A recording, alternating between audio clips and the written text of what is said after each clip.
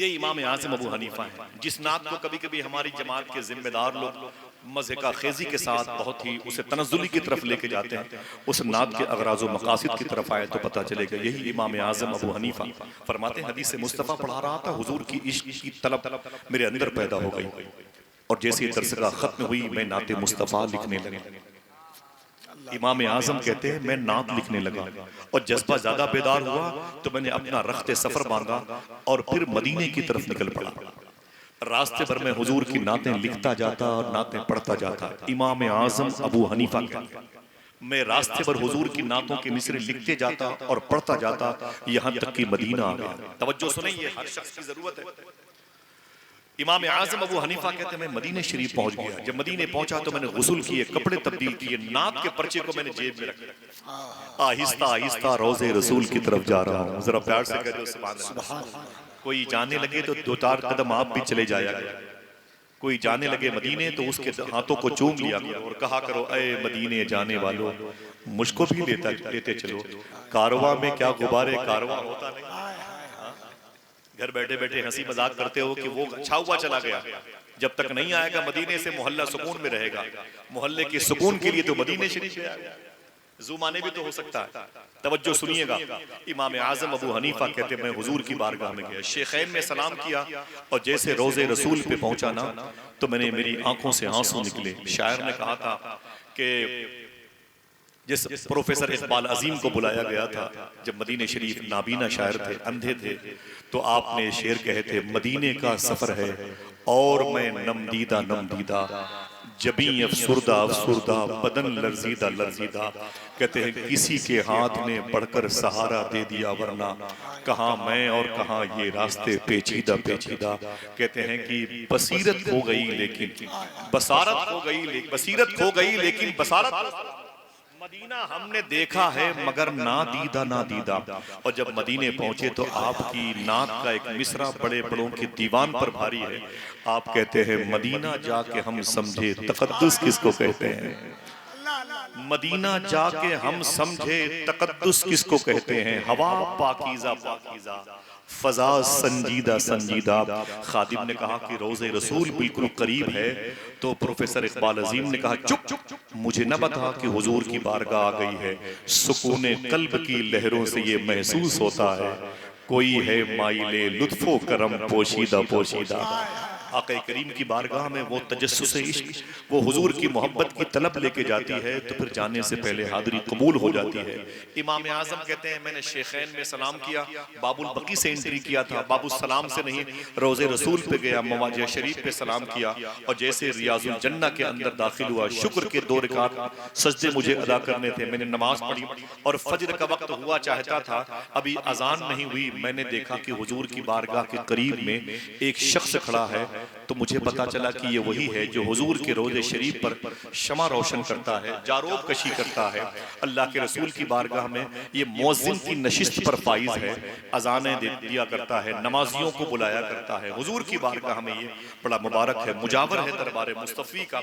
जब मैंने सोचा कि इसके करीब जाऊं, दिल कहे तो सुभान अल्लाह कहना।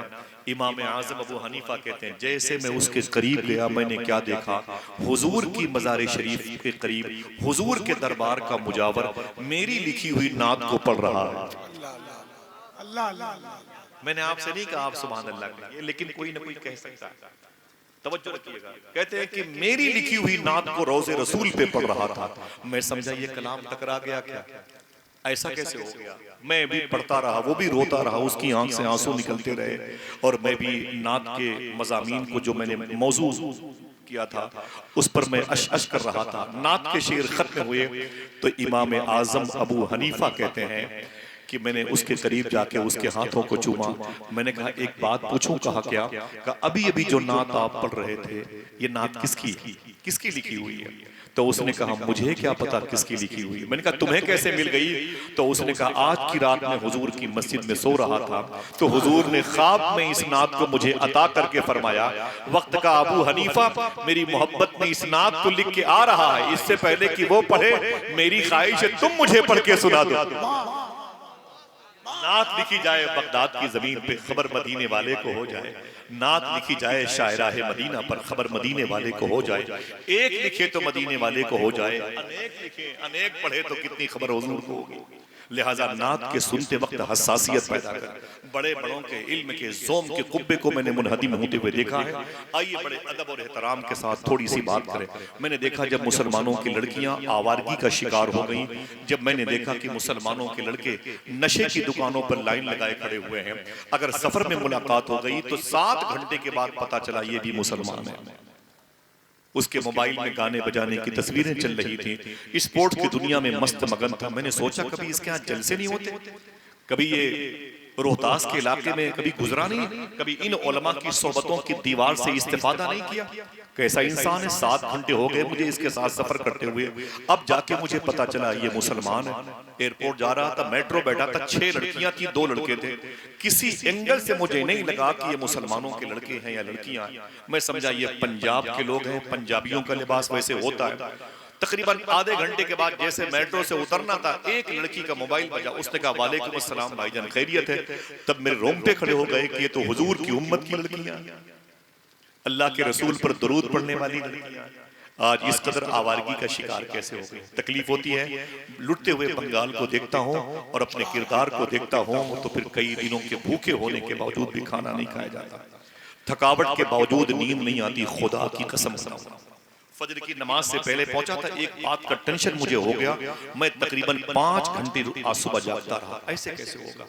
क्या अल्लाह के रसूल की उम्मत ऐसे ही छोड़ दी जाएगी?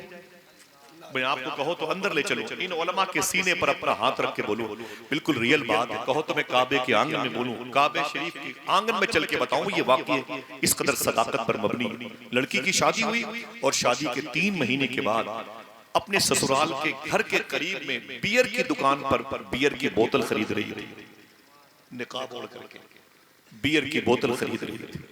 फिर मुझसे कहते हो मेरे घर को जलाया जा रहा है, मुझसे कहते हो कि मेरे घरों पे बुलडोजर चल रहे हैं, मुझसे कहते हो कि मेरी नस्लें खत्म की जा रही हैं। वहां वहां से उठाई गई हैं दीवारें, जहां जहां से मेरा घर दिखाई देता है। आप इस बात पर रोना रोते हो, पहले इधर तो आओ, हम अपने अमाल तो देखें, इधर तो आओ, अपने अमाल का तो मुहासबा करें, इसका इलाज भी होगा, इस पर बातें भी होंगी इंशाअल्लाह। मैंने कहा पता किया तो पता चला कि हंगामा हो गया। निकाब ओढ़ करके वो लोहे की कैन में एक लड़की किंगफिशर की शराब की बोतल खरीद रही थी। मुसलमानों के लड़के इकट्ठा हो, भाई ऐसा कैसा हो गया, शायद ये मुस्लिमान लड़की ना हो, कोई और हो। जब पता चला तो हंगामा हो गया, तो उसने जुर्म कबूल किया कि मेरी ससुराल यही है करीब में। उससे पूछा गया तू शराब की दुकान पर कैसे आ गया, कौन शराब पीता है? तो उस लड़की ने रोक करके कहा था यहाँ कोई नहीं पीता, मेरे मायके में मेरा बाप पीता था। कहा तुझे कैसे पता चला? कहा वो शराब पीता था, शराब की बोतल ब्लैक रंग की पॉलिथीन में लपेट कर घर आता था, और जब रात में घर पे सोने का वक्त आता तो फ्रिज में डाल देता था। मैं पानी पीने के लिए उसका विंडो खोलती तो उसकी महक मुझे एक अजीबोगरीब कैफियत में लेके जाती। मैंने तफ्तीश की तो ब्लैक रंग की पॉलिथीन में मुझे कुछ मशरूब, कोई लिक्विड की चीज नजर आई। मैंने उसको चखा तो नशे की कैफियत हुई। दूसरे दिन मैंने 2-3 घूंट पी लिए, फिर आहिस्ता आहिस्ता बाप सो जाता तो बची हुई शराब मैं पी लेती। ऐसी कोई रात नहीं गुजरती थी जब मैं बगैर शराब के सो जाती थी। मेरी शादी हुई 3 महीने मैंने बहुत बर्दाश्त किए, बर्दाश्त न हुआ तो शराब की बोतल खरीदने के लिए किंगफिशर में मार्केट में आ गई। इस दिल की आग लग गई घर के चिराग से। शेर तो आपको याद होगा, दिल के पपोले जल उठे सीने के दाग से, इस घर को आग लग गई घर के चिराग से। उदयपुर की जमीन पर एक साहब एक बिल्डिंग में गए, उन्हें फ्लैट लेना था। मेरे दोस्त हैं नदीम भाई, वो कहने लगे आसिफ भाई वो फ्लैट बिल्डिंग में फ्लैट चाहिए था। वो गए, अरे बिल्कुल सच्ची बात है, वो गए और कहने लगे कि ऑफिस में जाके मुझे एक रूम चाहिए था, लेकिन अब मैं यहाँ नहीं रहूंगा। बोले क्यों नहीं रहूंगा, क्या दिक्कत है? तो उस मुसलमान लड़के ने कहा मेरी बीवी है, मेरी बेटियां हैं, यहाँ क्या रखूंगा? अभी मैंने देखा है कि सामने वाले रूम के सामने वो दरवाजा खुला हुआ है और 2 चेयर रखी हुई है और एक टेबल है, उस पर शराब की बोतल है, लड़की बैठी हुई है और शराब पी रही है, लड़का बरमूडा पहन के सिगरेट पी रहा है। ऐसी ऐशो इशरत की फिजाओं में मेरे बच्चे जो दरूद पढ़ने वाली जहनियत के दिलदादा हैं वो नहीं नशोनुमा उनकी हो पाएगी यहाँ पर, या नहीं ठहर पाएंगे। उस ऑफिस के मैनेजर ने कहा वो जो लड़की शराब पी रही जानते हो? मैंने कहा नहीं। कहा वो लड़की मुसलमान है। कहा जो सिगरेट पी रहा है उसके बगल में? कहा वो गैर मुस्लिम है। तो बोले आसिफ भाई मुझे ऊपर से नीचे उतारना मुश्किल हो गया, इस कदर मुझे दर्द और तकलीफ हुई थी। समझ रहे हैं आप, ये मुआशरे की बेढंगी रवायतें, आज तहजीब और सकाफतें जो हमारी थी वो मिट गई। इसका इलाज क्या है? मुझे थोड़ी सी बात करनी, ज्यादा मैं आपको तकलीफ नहीं दूंगा, लेकिन मैं आपको इसके इलाज की तरफ थोड़ा सा ले जाऊंगा। उलमा और मशाइख से मादरत चाहता हूं, इनकी मुबारक आवाजों के छतरियों के नीचे बैठने वाले मुसाफिराने हरम को जो सुकून मिलता है, शायद मेरी आवाज में वो बात न पाई जाए, लेकिन जैसे बहुत सी रातें गुजर गई, एक रात के कुछ हिस्से ये भी गुजर जाएंगे, फिर आखिरत में मुलाकात होगी। दोस्ती वहीं के लिए मैं करता हूं, समझे आप। लखनऊ में क्या हुआ सुन ले, ये भी कहानी, उसके बाद बात करता हूं। आईपीएस अधिकारी गैर मुस्लिम, दो बेटे, दोनों लंदन पढ़ने के लिए गए, दुनिया की सबसे बड़ी यूनिवर्सिटी ऑक्सफोर्ड, उसके बाद कैलिफोर्निया अमेरिका, लंदन गए पढ़ने के लिए। दो मियां बीवी यहाँ रहते थे, दोनों बच्चे लंदन में रहते थे। अचानक माँ ने कहा, अरे मेरे बेटे तुम्हें देखना चाहती हूँ, आ जाओ। बच्चों ने कहा, मम्मा मैं बहुत ही जॉब में बिजी हूँ, अभी नहीं आऊंगा। माँ बीमार पड़ गई। माँ ने कहा, बेटे आ जाओ, मैं तुम्हें देखूंगी तो शायद मुझे शिफा मिल जाए। बच्चे बोले, मेरे पास टाइम नहीं है। माँ इंतजार करती रही और बच्चे इनकार करते रहे। फिर आखिर वो दिन आ गया, माँ मर गई। बाप ने अपनी बीवी यानी उन दोनों बच्चों की माँ की तस्वीर को कैश करके अपने बेटों को भेजा, देख तेरी माँ का लाशा पड़ा हुआ, तुझे बड़ी मोहब्बतों से पाला था, खुश्क रोटियां खा करके अपने पिस्तान के दूध को सलामत रखा था। और औरतें होंगी जो दूध पिला के बच्चों को पालती होंगी, तुझे तेरी माँ ने खून पिला के पाला, लाशा पड़ा हुआ है तेरे इंतजार में, देख ले, अब तो आजा आजा मेरे बेटे आजा। तो बच्चों ने कहा, इन्हें दरिया में डाल दे, दरिया में डाल दे। हम कोशिश करते हैं। 4-5 दिन के बाद आईपीएस अधिकारी, लखनऊ मेरे शहर से 3 घंटे का फासला, 3 दिन के बाद उसके दरवाजे पर बेल बजी। बाप दरवाजे पर आया, उसने कहा, क्या बात है? देखा तो उसका सगा छोटा वाला बेटा अटैची लिए खड़ा हुआ, खून खून को पहचानता है, लिपट के बहुत रोया। बेटे को अंदर ले गया, ऐ मेरे बेटे, माँ के मरने के बाद आए हो, तुम्हारी माँ मर गई, बहुत इंतजार किया। वो कहती थी, डॉक्टरों को देखने पर मुझे राहत नहीं मिलेगी, मेरे बच्चों को देखने पर मुझे सुकून मिलेगा। तुम वक्त पे नहीं आए? बड़ा वाला भाई क्या इमिग्रेशन काउंटर पे है? वो क्या दूसरी फ्लाइट से आ रहा है? वो क्या दूसरे एयरपोर्ट का इस्तेमाल कर रहा है? वो क्यों नहीं आया? साहिबो, अगर समातें जिंदा है, दिल जिंदा है, हसासियत है, जमीर जिंदा है, तो जुमले को सुनिएगा। छोटे बेटे ने क्या कहा? अब्बू, बड़ा भाई नहीं आया। बोले क्यों? बोले बड़े भाई ने मुझसे कहा, माँ मर गई है, तुम चले जाओ, बाप मर जाएगा तो हम चले जाएंगे। समझ रहे हैं? ये ना कहना कि हिंदू है, हिंदू है तो क्या हुआ, हमारी तहजीब के करीब रहता है, हमारी जिम्मेदारी है कि नहीं। सरकार मुफ्ती आजम हिंद ट्रेन पर दाखिल हुए, एक शख्स बाएं हाथ से खाना खा रहा था, फरमाया, तौबा तौबा तौबा तौबा, तौबा तौबा तौबा तौबा, बाएं हाथ से खाना खाते हो। उसने कहा, बाबा माफ कीजिएगा, मैं हिंदू हूँ। सरकार मुफ्ती आजम फरमाते, क्या माफ करूं, हिंदू है तो क्या हुआ, इंसान तो है। तहजीब भी कोई चीज होती है, सकाफत भी कोई चीज होती है, कल्चर भी कोई चीज होता है। माँ माँ होती है यार। क्या कहा था? बड़े भाई ने कहा है, माँ मर गई है, तू चला जा, बाप मर जाएगा तो मैं चला जाऊंगा। इतना सुनना था कि बाप अंदर चला गया, रूम में पिस्टल उठाया, कान पे उसने सुस्त किया और टेक दबाया और सुसाइड किया। आवाज आई, पुलिस आ गई, लाश को निकाला गया, डायरी पे लिख करके मरा था, ऐ मेरे बेटे, तूने क्या कहा? तूने क्या कहा कि बाप के मरने पर मैं आऊंगा, माँ के मरने पर छोटा भाई चला जा। अब तुझे आने की जरूरत नहीं है, और तेरा छोटा भाई आ गया है। हमको और हमारी बीवी को, यानी दोनों माँ बाप को हमेशा के लिए निपटा के ये हमेशा के लिए वापस चला जा, तेरे आने की जरूरत। समझ रहे हैं आप? इस किस्म की फजा, इस किस्म का जो घुटन आलूद माहौल है, इससे बचने का रास्ता क्या है, इसका इलाज क्या है, ऐसा हो क्यों रहा है? एक दरवाजे पर एक्सीडेंटल केस पड़ा हुआ है, आप कहते हैं वो हिंदू है, उसे मरने दो। एक शख्स प्यासा पानी के लिए तड़प रहा है और आपके बच्चे पेप्सी, स्प्राइट, थम्स अप, माजा पी रहे हैं। बताएं मुझे, सदर साहब अपनी प्यास बुझाने के लिए बोले मिरिंडा लेके आओ, इमाम साहब के लिए नल का पानी भी साफ नहीं मिलता। ऐसी दुरंगी बेचे मानेदारत, इसका इलाज क्या? मैंने पूछा सूफी सुल्तान मियां साहब से, हुजूर ये बेहंगम फिजा, ये आवारगी, ये कोई बाप को बाप नहीं कहता, नमाजियों की लाठियां फेंकी जा रही हैं, मस्जिद में लोग कंकड़ मारते हैं दूसरे को, कुरान के पारों से फर्श पे लगी हुई छिपकली के बीट को लोग साफ करते हैं, रखे हुए इस्तिंजा खाने के लोटों को भी खतरा है, कहीं मुझे बेच के मोहल्ले के बच्चे पनपट्टी न खा डाले। ये मुआशरा किस राह पे लेके जा रहा है, ऐसा क्यों हो रहा है? तो सूफी साहब ने एक बात कही, कहा कि जिसकी नस अच्छी होती है उसकी नस्लें अच्छी होती है, जिसका दस्तरखान अच्छा होता है उनकी औलादें अच्छी होती है, जिनके शादियों के इंतखाबात में पाकीज़गी होती है उनके घर आंगन की गुलकारियों में दरूद के नगमे पाए जाते हैं। फिर कहा, फिर कहने लगे, इनको हुजूर की इश्क की दास्तान सुनाओ, इनको बताओ कि हुजूर ने अपनी जिंदगी की अस्तवाजी कैफियत को कैसे हम-आहंग किया है। इन्हें पता नहीं है कि आज जो ये दो अजसाम का इत्तिसाल होता है, इकट्ठा होते हैं मियाँ बीवी, ये किस बेस पर होना चाहिए। आज जो हमारी नस्लें आवारा हो गई हैं, इसकी वजह क्या है? मेराज फैजाबादी कहता है, न करती खुदकुशी मजबूर होकर वो जवानी में, बड़े घर में अगर बेटी का तुम रिश्ता नहीं। ज़कात का इनकार करने वाले और उलमा की तहकीर और तजलील करने वालों, क्या हमने ऊंची बिल्डिंग देख करके बेटियों को दे दिए तो नस्लों से क्या कोई सलाहुद्दीन अय्यूबी पैदा होगा? मुझे बताओ। मैं इस टॉपिक पर थोड़ी सी बात करता हूं, सुनिएगा।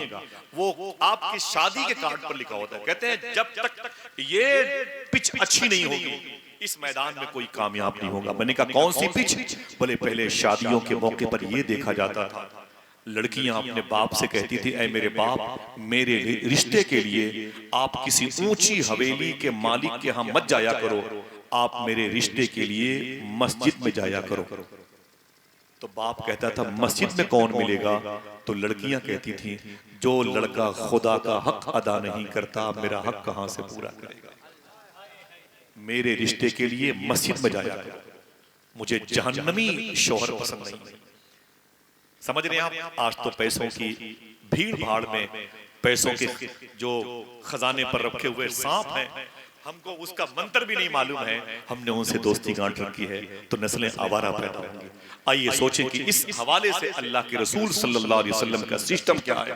क़ालन नबी सल्लल्लाहु अलैहि वसल्लम अन निकाहो मिन सुन्नती फमन रग़िबा अन सुन्नती फलैसा मिन्नी। कोई बोलेगा नहीं, ना कोई नारा ना कोई हंगामा। मुश्किल से 30-40 मिनट की दरमियान की गुफ्तगू है, नाते सुनिएगा, मुझे जाने दीजिएगा, मेरी एक बात मेरे साथ जाने दीजिएगा और वही बात अपने साथ लेके घर जाइएगा। हुजूर इरशाद फरमाते हैं, निकाह ये मेरी सुन्नत है। क्या निकाह? एक आदमी बोले, यहाँ के लोगों के सुनने का तरीका ना एहसान भाई बहुत खामोशी से और वाकई सुनते हैं। मैं जानता हूँ, मैं इसमें कोई ऐसा नहीं कि तसन्नो और बनावट की बात करता हूँ, मुलम्मा साजी की है कि नहीं? अहले दिल है, अहले अदब है, मुझे खुशी इस बात की। लेकिन अगर कोई एक आदमी बोले तो एक आदमी उसका जवाब दे दे बस। निकाह ये मेरा तरीका है। एक आदमी बोले निकाह मेरा तरीका है, मेरी सुन्नत है। इसके बाद फमन रग़िबा अन सुन्नती, जो इस सुन्नत के खिलाफ चला, जो बेरग़बती दिखाता है, जिसको दिलचस्पी नहीं है इस सुन्नत से, मेरे आका फरमाते हैं कि फलैसा मिन्नी, मैं उसका जामिन, उसका जिम्मेदार नहीं, वो मुझ में से नहीं। सजदों की बुनियाद पर जन्नत मिलेगी, ये लूले लंगड़े सजदे रखे रहे अपने पास, समझे भाई? हर शख्स को पड़ेगी जरूरत रसूल की। समझ रहे हैं आप? हाँ, अंबिया से करूं अर्ज, ऐ मालिको, क्या हमारा नबी है, तुम्हारा नबी है क्या? वाह के माने में है, वाह। समझ रहे आप? 24 घंटे तक ये शेर आपका पीछा करेगा, क्या तुम्हारा नबी है हमारा। ये क्या ताज्जुब के माने में नहीं, वाह के माने में। सुभान अल्लाह, सुभान अल्लाह। जरा मोहब्बत से कहते हैं सुभान अल्लाह। आका करीम सल्लल्लाहु अलैहि वसल्लम का सिस्टम देखें, किसके लिए कहा? शादी में लोग बदअकीदों के साथ रिश्ते करते हैं। कोई हुजूर का गुस्ताख है तो क्या हुआ? पैसे हैं तो हो जाएगा। वहाबिया, दयाबना, खारजी, नाफजी, राफजी, नासबी रिश्ते हो जा रहे हैं। यूरोप में लड़कियां लड़कियों से रिश्ते करती हैं, लड़के लड़कों से रिश्ते करते हैं। क्यों? मेरा जिस्म मेरे मर्जी, मेरे जिस्म पर मेरी मर्जी चलेगी। उनसे कह दो जब जिस्म तेरा नहीं है तो इस पर मर्जी भी तेरी नहीं चलेगी। ये कादिर मुतलक का दिया हुआ अजीम इनाम है, मर्जी उसकी चलेगी, उसके हबीब का आईन, आर्टिकल, कानून चलेगा। हुजूर ने क्या कहा था? निकाह ये मेरा तरीका है। आज हर दूसरे घर में शादियां होती हैं 3-4 साल के बाद, लेकिन वही आवारगी शादियों से लेकर के बाजार तक, बाजार से लेकर के वलीमे गाह तक, वलीमे गाह से लेकर के बारातियों के इस्तकबाल की जगह। आइए मैं बात करता हूं कि आका करीम सल्लल्लाहु तआला अलैहि वसल्लम का इस निहज पर क्या तरीका था। हुजूर ने फरमाया ये मेरा तरीका है, तो हुजूर का तरीका क्या था? हुजूर की क्या शादी हुई थी? हुजूर के अजदाद की शादियां हुई थी, हुजूर के अमजाद की शादियां हुई थी, हुजूर के पुरखों की शादियां हुई थी। किस बेस पर हुजूर की शादी हुई? थोड़ी सी बात करता हूं, सुनिएगा। अल्लाह के रसूल सल्लल्लाहु अलैहि वसल्लम के सगे परदादा के अब्बू हैं, उनका नाम है अब्द मुनाफ। अब्द मुनाफ की शादी मक्के में हुई। उनके घर में एक चांद जैसा बेटा पैदा हुआ जिसको दुनिया हजरत हाशिम के नाम से जानती है। हजरत हाशिम ही की वजह से हुजूर को हाशमी कहा जाता है। आका करीम सल्लल्लाहु अलैहि वसल्लम के ये सगे परदादा हैं। जब जवान हुए तो आपने बिजनेस के लिए 470 किलोमीटर का सफर वाया मदीने होके मुल्क शाम का करना चाहा।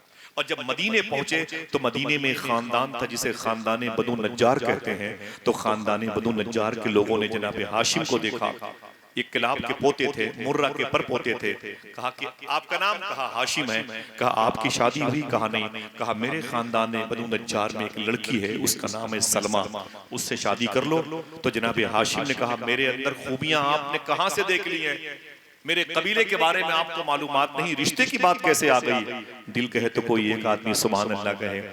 मदीने के लोगों ने कहा हम आपको नहीं जानते, लेकिन आपकी पेशानी पर जो नूरे मोहम्मदी चमक रहा है, हमें इसकी तरफ नजर डालने में आसानी पैदा हो रही है। लालच पड़ गई कि ये मुबारक नूर मेरे घर की जीनत बन जाए। जनाब हाशिम एक्सेप्ट करते हैं और हुजूर के सगे परदादा का रिश्ता मदीने शरीफ में खानदान बनु नज्जार में एक लड़की थी, उसका नाम था हजरत सलमा।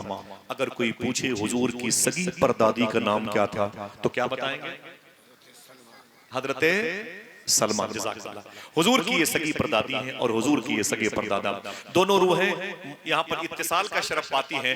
उनके घर में एक चांद जैसा बेटा पैदा हुआ जिसको दुनिया हुजूर के सगे दादा हजरत अब्दुल मुत्तलिब के नाम से जानती है।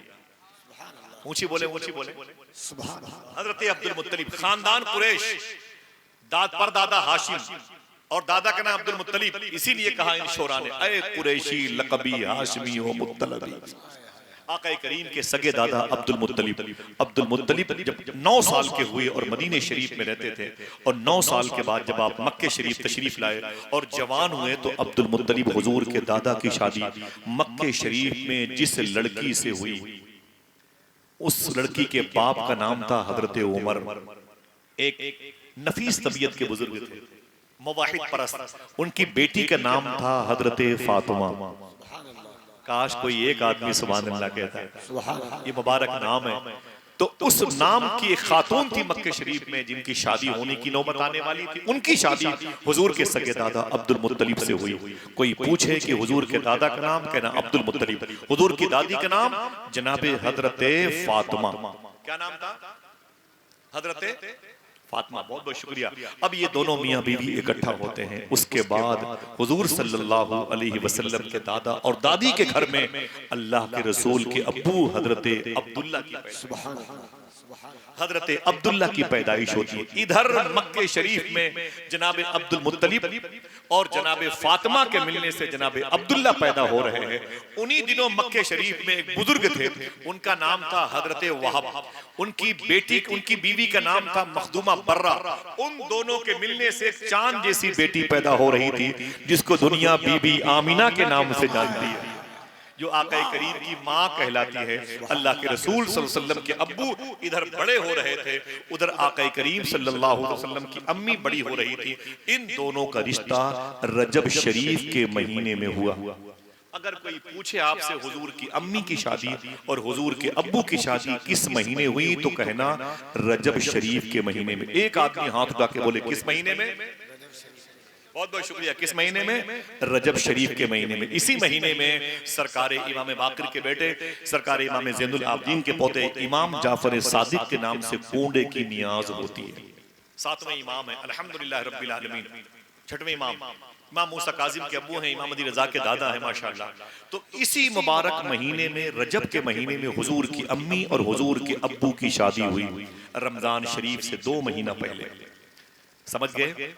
अब एक बात इशारे की मैं करता हूं, इसी रजब के एक जुमा की शब में, ये न पूछना वो जुमा कौन सा जुमा था, तीसरा या चौथा, राज दिल का आईना है उसको छुपा कर रखो वरना टूट जाएगा हर जगह दिखाने से। आका करीम सल्लल्लाहु अलैहि वसल्लम के अब्बू और अम्मी एक जुमा की शब में एक बिस्तर मुबारका पर इकट्ठा हुए। जो समझेगा वो सुभान अल्लाह भी धीमी आवाज में कह सकता है। उस जुमा की रात में रजब के महीने में नूरे मुहम्मदी जनाबे अब्दुल्ला की पुश्त से ट्रांसफर होकर के अम्मी आमिना के शिकम में तशरीफ लाया। कहने वाले तो यहाँ ये कह देते हैं अस्सलातु वस्सलामु अलैका या रसूल अल्लाह। शेख अब्दुल हक मुहद्दिस देहलवी फरमाते हैं लोगों की नजर में दुशंबे का दिन अफजल होगा, मेरी नजर में जुमा का दिन अफजल है, इसलिए कि दुशंबे को हुजूर मक्के शरीफ में पैदा हुए और जुमा को अपनी माँ के शिकमे मुबारका में तशरीफ लाए। जरा कोई एक आदमी बोले अस्सलातु वस्सलामु अलैका या रसूल अल्लाह। एक आदमी कौन है? हर शख्स ये तसव्वुर करे कि वो मैं हूं। जरा मोहब्बत से बोले अस्सलातु वस्सलामु अलैका या रसूल अल्लाह। हुजूर की पैदाइश मुबारका का बिगुल बज रहा है और हुजूर अपनी माँ के शिकम में आ गए, गोद में नहीं, अपनी माँ के शिकम में। किस महीने आए? रजब के महीने में। रजब के बाद शाबान का महीना आता है, शाबान के बाद रमजान का महीना आता है। रमजान के रोजे फर्ज नहीं है, जिसकी जात से सन 2 हिजरी में रोजे फर्ज होंगे अभी अपनी माँ के शिकम मुबारका में है। रमजान के महीने में हुजूर के अब्बू ने क्या कहा? अपनी बीवी आमीना के पास आकर के, अय आमीना, तेरे शिकम में मेरी मोहब्बत की निशानी है, मैं बिजनेस करने के लिए बसरा जा रहा हूँ। कुवैत के बॉर्डर पर बगदाद शरीफ से 600 किलोमीटर के फासले पर यह बसरा ख्वाजा हसन बसरी की जमीन, राबिया बसरी की जमीन, इमाम इब्न सीरीन की जमीन और सरकार अब्दुर्रहमान की जमीन और जनाबे तलहा बिन उबैद की जमीन, जनाबे जुबैर बिन अवाम की जमीन, जनाबे उतबा बिन गजवान की जमीन, ऐसी मुबारक जमीन बड़े बड़े सहाबा किराम के मदफून वहां पर मौजूद है। तो मेरे आका के अब्बू ने अपनी बीवी से कहा, अय आमीना, मैं बिजनेस करने के लिए बसरा जा रहा हूँ, एक गुजारिश है। कहा क्या? कहा मेरे आने में थोड़ा सा वक्त लगेगा, तेरे शिकम में जो मेरी मोहब्बत की निशानी है, इस निशानी का ख्याल रखना, इस निशानी का ख्याल रखना। तो अम्मी आमिना से जैसे जनाबे अब्दुल्ला ने कहा, शबीर भाई जैसे कहा इस निशानी का ख्याल रखना, गैब से आवाज आई, अय अब्दुल्ला, उस निशानी का आमिना का क्या ख्याल रखेगी? वो निशानी खुद आमिना का ख्याल रखेगा। आका करीम सल्लल्लाहु ताला अलैहि वसल्लम के अब्बू तशरीफ ले गए, अलविदाई सलाम किया, चले गए। मुल्क शाम की तरफ न जाकर बसरा से होके वापस आए और जैसे वापस आए मदीने पहुंचे थे। मदीने होके मक्के आना था, सैकड़ों लोग काफिले में शरीक थे। अचानक हुजूर के अब्बू की तबीयत बिगड़ गई। सुनना गौर से, मैं कोई कपिल शर्मा के ड्रामे की बात नहीं कर रहा हूँ। 2-2 रुपए के चंदे करके जलसा करने वाले कितनी मशक्कतों से, उनके पांव के छालों से पूछो तो पता चलेगा जलसे कितनी मशक्कतों के साथ में, कितनी तकालीफ और मसाइब के साथ में होते हैं। हम नहीं चाहते कि यहाँ पर कोई हंसी मजाक की बात करें।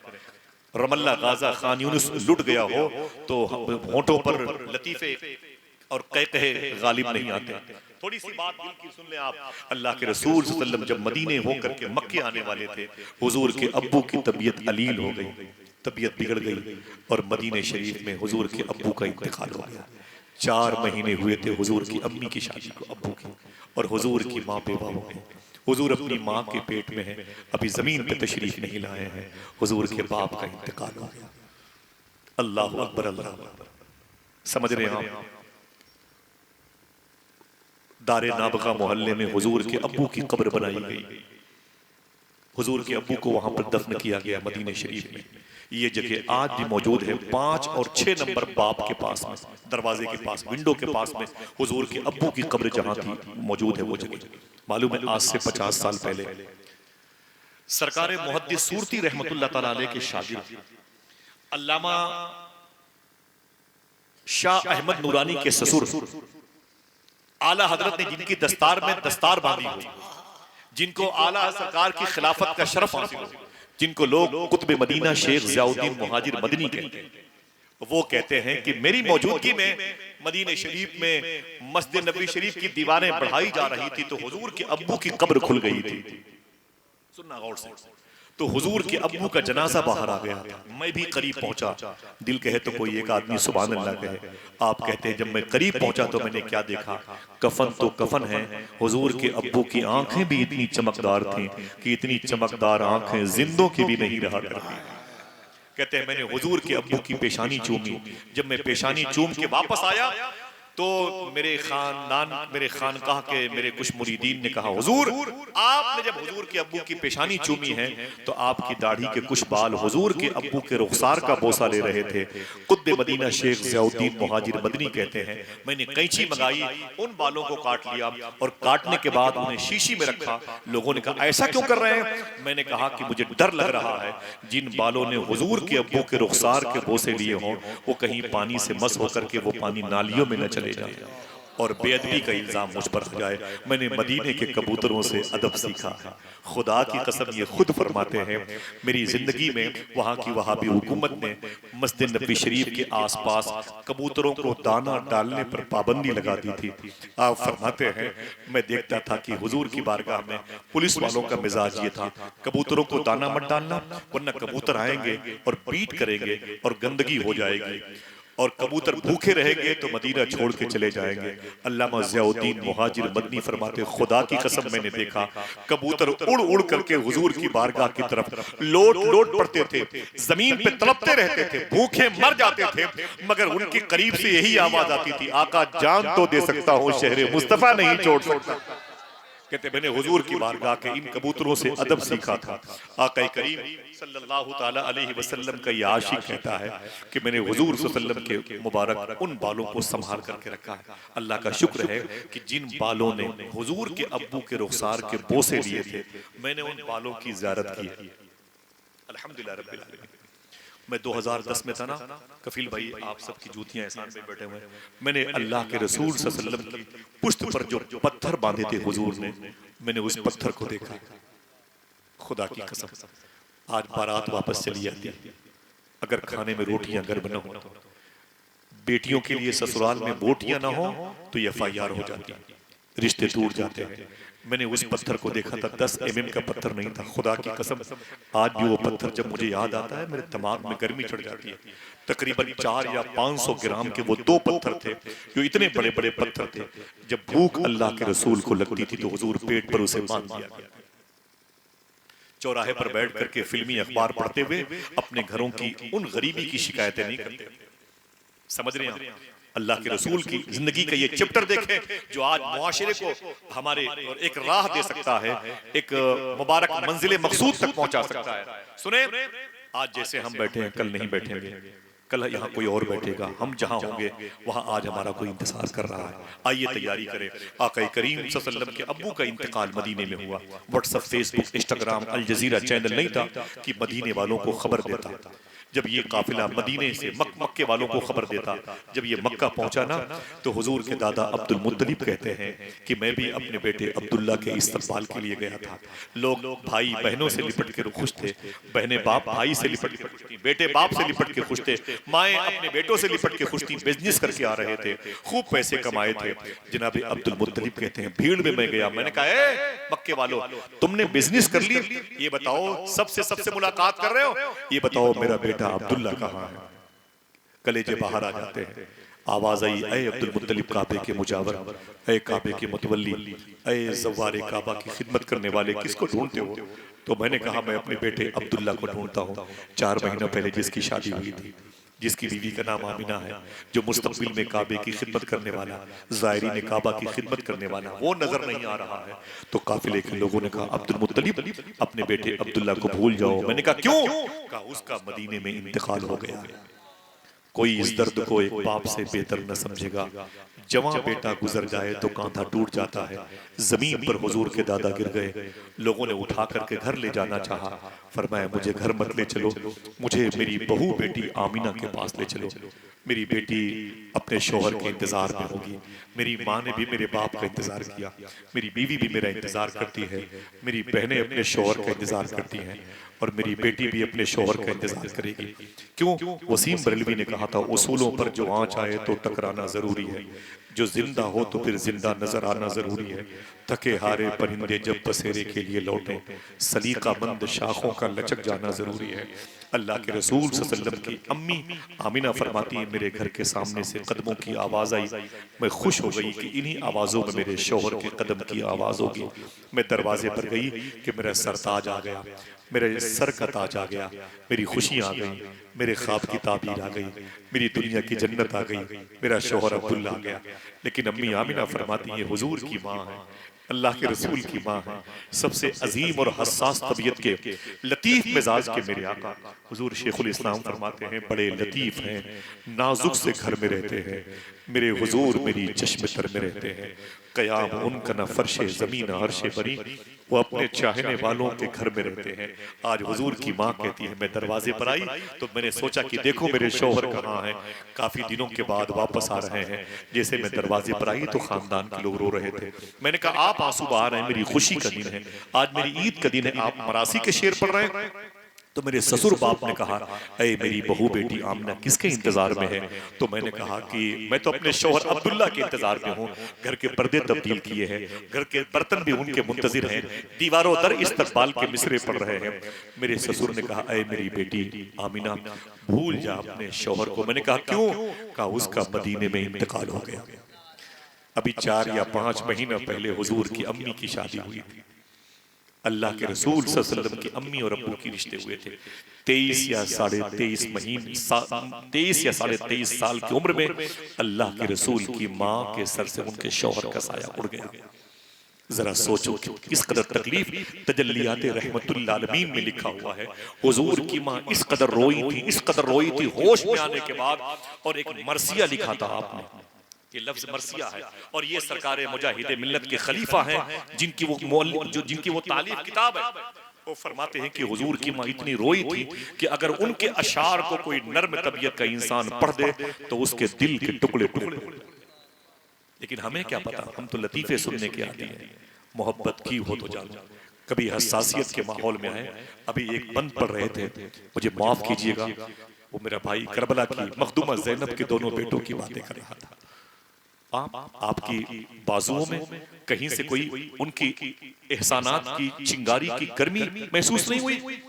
नहीं महसूस होती। मैंने करबला में बड़ी रातें गुजारी, अल्लाह का शुक्र है मैंने बड़ी रातें गुजारी। अभी जो साल जा रहा ना, मैंने एक साल में 6 मरतबे बगदाद और करबला का सफर किया, जबकि मैं अपने आप को सुअर से बदतर इंसान मानता हूँ। वल्लाह मैं अपनी न कोई इज्जत चाहता हूँ, मैं अकेले जलसे में आता हूँ, अकेले चला जाता हूँ। मुझे किसी भी किस्म की इज्जत कोई न, मुझे सूफी न डॉक्टर कुछ नहीं, मैं खुद पेशेंट हूँ। दुआ करो अल्लाह मेरा ईमान पर खात्मा करे। लेकिन खुदा की कसम करबला की जमीन पर जाओगे ना, तब एहसास होगा जो शेर पढ़ा था ना एहसान शाकिर ने, उस शेर को, उस बंद को सोने की कलम से लिखना चाहिए। समझ रहे हैं आप? इमाम हुसैन का नाम आए, जो जिनका गम गमों का इमाम है। छोटी सी परेशानियां लेके बैठते हो और ज़ैनब के उन दोनों फूल जैसे शहजादों को भूल जाते हो, अल्लाह के रसूल की हसासियत को भूल जाते हो, हुजूर के दिल में उम्मत का कितना गम था भूल जाते हो। अल्लाह के रसूल ने जनाब हिंदा से क्या कहा था? हिंदा ने हुजूर के चचा के कलेजे चबाए, हिंदा ने हुजूर के चचा की आंखें निकाली थी, अल्लाह के रसूल के चचा की नाक काटी थी, जबानें काटी थी और दिल गुर्दे निकाले थे और मोटी सी सुई में सिल करके गले का हार पहन के अल्लाह के रसूल के सामने खड़ी थी। सन 3 हिजरी का वाकया है। और इस केस के तकरीबन 5 साल के बाद वही हिंदा, शब्बीर भाई निकाब ओढ़ करके हुजूर के सामने बैठी है। सुनना कोई हंसेगा नहीं। ठीक 5 साल के बाद वही औरत हिंदा हुजूर के सामने मक्के में निकाब वाली इन औरतों की भीड़ में बैठी हुई हैं। औरतें कलमा पढ़ रही हैं, जा रही हैं, कलमा पढ़ रही जा रही हैं। अचानक हिंदा आ गई निकाब की पट्टी, कहती हैं सरकार, मेरे आका फरमाते क्या बात है, आज सबको माफ कर दोगे? मेरे आका फरमाते हाँ माफ कर दूंगा। क्या उसे माफ कर दोगे जिसने सुमैया के नाफ के नीचे बर्छी मारी है? क्या अगर वो होता तो उसे माफ कर देता। मेरे आका की बारगाह में पूछा गया, उस औरत ने कहा क्या उसे माफ कर दोगे जिसने आपके फला साहबी को चटाइयों में लपेट के उसकी नाक में धुएं डाले थे?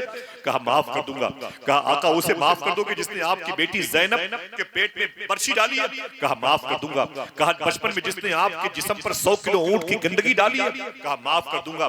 कहा ये बताएं कि जिसने आपके दंदाने मुबारका को जख्मी किए? मेरे आका फरमाते बोल दिया मैं माफ कर दूंगा। आज माफी का दिन है, अफ़्व दरगुजर का दिन है, आज मैं सबको माफ कर दूंगा।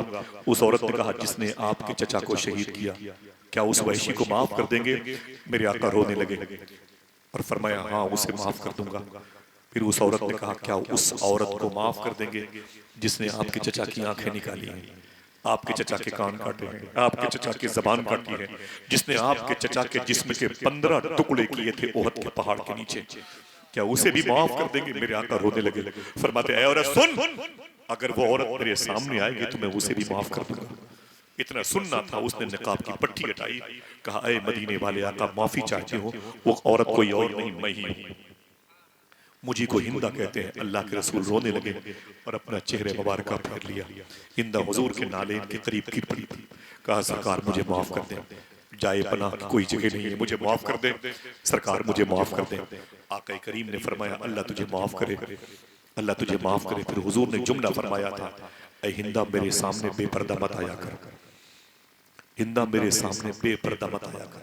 आज तक मैंने उलमा से यही सुना है कि हुजूर ने यह कहा था कि बेपर्दा मत आया कर, तेरे बेपर्दा आने से मुझे मेरे चचा की याद आती है।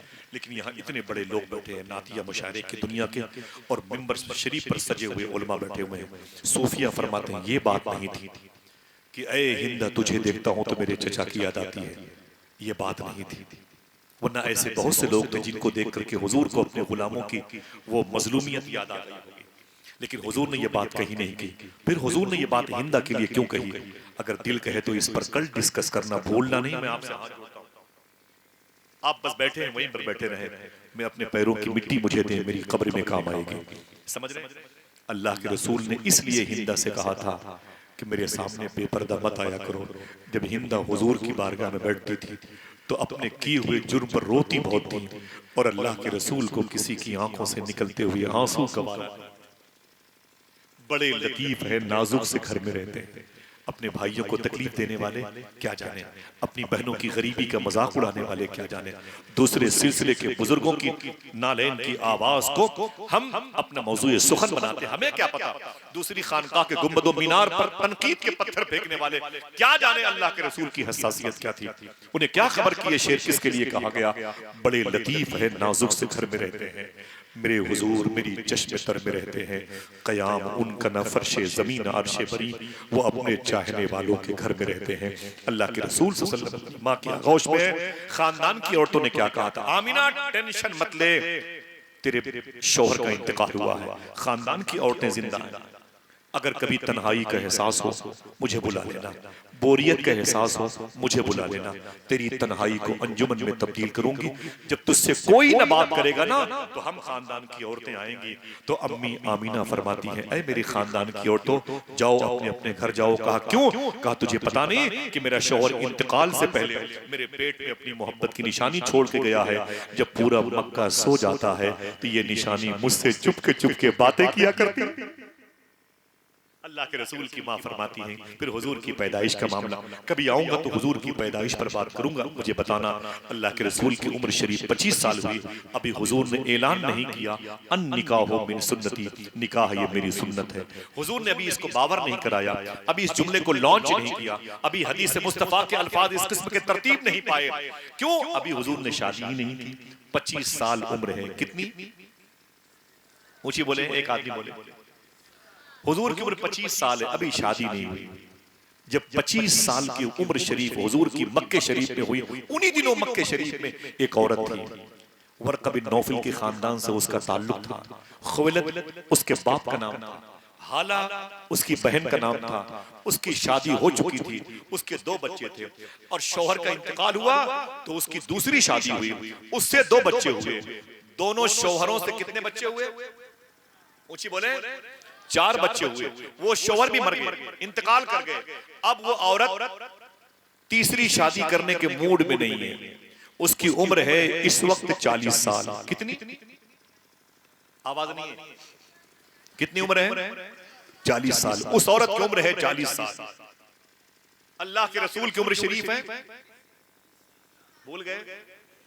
कल होटलों पे यही बातें करनी है। कितनी उम्र है? और उस औरत की उम्र कितनी है? हुजूर की फर्स्ट मैरिज, उसकी सेकंड हो चुकी हैं, 2 शादियां हो चुकी हैं। पूरे मक्के की सबसे बड़ी पैसे वाली औरत, वर्क़ा बिन नौफल के खानदान से ताल्लुक, खुवैलद की बेटी, हाला की बहन, 4 बच्चों की माँ, अलबहा अलकसीम जिद्दा रियाज में उससे ज्यादा पैसे किसी के पास नहीं थे। मालूम है, अगर दिल कहे तो बोलना, उसी को दुनिया हजरत खदीजा के नाम से याद करती है। एक मनकबत पढ़ते ना आप, अम्मी खदीजा पे, है ना? सुभान अल्लाह। क्या बात है। मैं गुजारिश करूंगा अपने भाइयों से माँ खदीजा का जिक्र किया करें। सैयद साहब किबला ने इस मुबारक मिशन को आम किया, हुजूर सैयद शमाहत मियां शाह साहब किबला ने। अल्लाह का शुक्र है कि उनके सदके में बहुत सौ को इसका फैज मिला। उसका नाम था खदीजा। अंग्रेज ने किताब लिखी है क्वीन ऑफ द मक्का खदीजा, उसका नाम था खदीजतुल कुबरा। उनकी उम्र शरीफ थी, बहुत बहुत शुक्रिया, कितनी, मैं लखनऊ कभी आप आए ना लखनऊ भाई, तो मुझे यहाँ आने के बाद वही एहसास होता है। अल्लाह का शुक्र है कि ये लखनऊ की फिजा जहाँ हंगामा आराई से गुरेज, नाते हों तो मस्त मगन लोग, गुफ्तगू हो तो बड़ी शाइस्तगी और संजीदगी से अल्लाह इस हुस्न समात को पूरे मुल्क में आम कर दे। हाथों को डाके आमीन तो कह दो यार। ये तरीका जलसों का यही है, अच्छा लगता है। बस बावजू बैठे, कोई आपको देखे न देखे, हमें क्या पता हुजूर कहाँ है, हुजूर को पता है कि हम कहाँ। इस अकीदे को अपने ऊपर गालिब रखें। आका करीम सल्लल्लाहु अलैहि वसल्लम की जब उम्र शरीफ 25 साल की हुई और माँ खदीजा की उम्र शरीफ 40 साल की हुई, सुनना गौर से, उस वक्त माँ खदीजा कहती हैं मैंने अपनी सहेली को बुलाया और अपने गुलाम मैसरा को बुलाया और अपने बाप खुवलत को बुलाया और मैंने कहा सुन मेरी सहेली और मेरे गुलाम और मेरे बाप, अब मुझे तीसरी शादी नहीं करनी है। मुझे मर्दों से नफरत हो गई, मुझे मर्द शूट नहीं करते हैं। ये मर्द मुझे मेरी जिंदगी में आए और मर जाते हैं, मर जाते हैं। मुझे अब शादी नहीं करनी है। बाप ने कहा मेरी बेटी खूबसूरत है, तू शादी कर ले। कहा नहीं करूंगी, खबरदार। बोले अपनी अक्ल, अपनी जिस्म की ताकत का इस्तेमाल कैसे करेगी? तो कहती है खदीजा मैं सारी ताकत का इस्तेमाल इस प्रॉपर्टी में करूंगी और खलीजी ममालिक के सारे मुल्कों पर अपनी बिजनेस को हावी कर दूंगी। मुझे शादी नहीं करनी, खबरदार कोई रिश्ता लेके मत आना। अम्मी खदीजा कहती हैं उन्हीं दिनों मुझे अपनी बिजनेस में एक बिजनेस पार्टनर की बड़ी जरूरत। मैंने बड़ी तारीफ सुनी थी आमिना के लाल, मैंने कभी हुजूर को देखा नहीं था और मेरे कहने पर जनाबे अबी तालिब ने हुजूर का इंतखाब किया। कहा मेरा एक भतीजा है। कहा मजदूरी कितनी लेंगे? कहा आप तो खदीजा कहती जितनी मजदूरी मैं सबको दूंगी उतनी मजदूरी मोहम्मद अरबी सल्लल्लाहु अलैहि वसल्लम को दूंगी। तो जनाबे अबी तालिब कहते हैं मुझे मंजूर नहीं है। कहा क्यों? कहा मैं अपने भतीजे की दोहरी मजदूरी लूंगा। कहा क्यों? कहा इसलिए कि सबसे निराला भी वो है, सबसे अनोखा भी वो है, सबसे न्यारा और प्यारा भी वो है। उसकी बात ही कुछ और है। माँ खदीजा कहती मेरे बिजनेस का सामान लेके मोहम्मद अरबी मैसरा गुलाम के साथ 50 मेरे नौकरों के साथ चले गए बसरा। जब वापस आए तो मुझे आहिस्ता आहिस्ता हुजूर के कैरेक्टर की खुशबू महसूस होने लगी थी। ज़ियाउन नबी में पीर करम शाह अज़हरी लाहौर के चीफ जस्टिस हाई कोर्ट के, आप कहते हैं कि माँ खदीजा कहती हैं सुबह का वक्त था जब मुझे पता चला आज अल्लाह के रसूल मेरे घर पे मेरी बिजनेस का सामान बेच करके आने वाले हैं, तो मैं बालकनी पे चली गई। मैंने अपनी उंगलियां अपनी आंखों पे रखी और हुजूर का इंतजार करने लगी। वो आ रहे हैं, वो आए, वो आने वाले हैं। इन्हीं ख्यालों में करती हूँ दिल लगी मैं भी। अम्मी खदीजा कहती मेरी सहेली मेरी बगल में थी। कहा किसका इंतजार कर रही है? तो मैंने कहा कि आमिना के लाल का। कहा क्यों? कहा पता नहीं क्यों, उनके तस्करे से मुझे सुकून मिलता है। हुजूर तशरीफ लाए तो माँ खदीजा कहती मैं दौड़ करके बालकनी से नीचे आई और जिस कमरे में पूरा हिसाब किताब लेखा जोखा होता था उस कमरे में हुजूर मेरे सामने करीब बैठे थे। इतने करीब से मैंने पहली मर्तबे अल्लाह के रसूल को देखा। सुनना साहिब, कहते जब मैंने गौर से देखा तो हुजूर की आंखें लाजवाब थी, झुकी हुई थी गर्दनें। मेरा इमाम कहता है या इलाही रंग लाएं जब मेरी बेबाकियां उनकी नीची नीची नजरों की हया का साथ हो। माँ खदीजा कहती है मैं देखती रही हुजूर की जुल्फों को, हुजूर की रुखसार को, हुजूर के लब को और हुजूर के ज़क़न मुबारका को देखती रही और हुजूर नजरें झुकाए बैठे थे।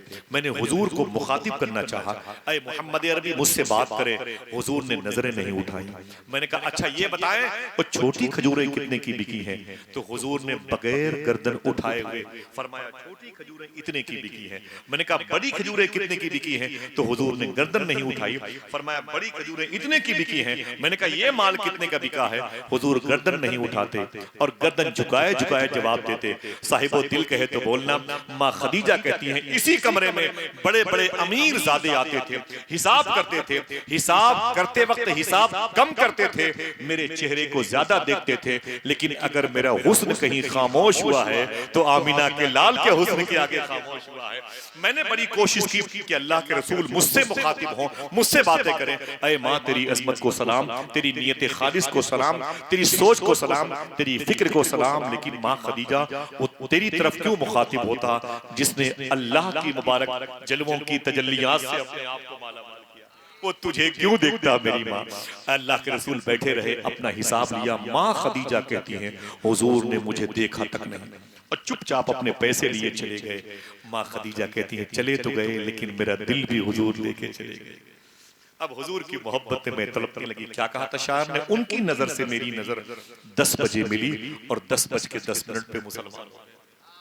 माँ खदीजा कहती है हुजूर जब जा रहे थे लग रहा था पूरी कायनात जा रही है, हुजूर बैठे थे लग रहा था पूरी कायनात ठहरी हुई है।